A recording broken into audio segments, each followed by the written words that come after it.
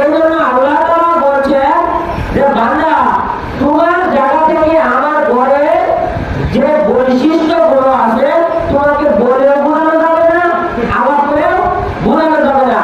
এই জন্য তোমার আমার ঘর দেখতে আসতে হবে, আমার ঘর কি করতে হবে? দেখতে আসতে হবে। সেই ঘরে গেলে মাকামে ইব্রাহিম পাওয়া যায়, সেই ঘরে গেলে হযরত ইসমাঈল আলাইহিস সালামের পাওয়ার দেখা লেগে জমজম কূপ হয়েছিল সেইটা দেখা যায়।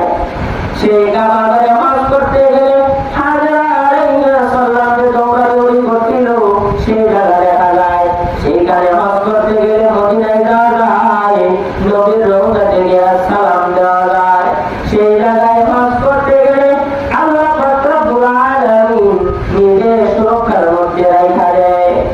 ওই কাবা ঘরের ভিতরে ওই চত্বরের ভিতরে যেখানে 7টা চত্বর দেওয়া হয় সেই জায়গার মধ্যে কোনো একটা পিঁপড়া, কোনো একটা মশা মাছি, কোনো একটা ইঁদুর বিড়াল কোনো কিছুই পাওয়া যাবে না, না কোনো সিংহ না কোনো বাঘ, কিছুই পাওয়া যাবে না। কেননা আল্লাহ পাক রব্বুল আলামিন সেই জায়গার মধ্যে নিজেই নিরাপত্তা দিয়ে রাখছে। সেই জায়গার মধ্যে কি করছে? নিজে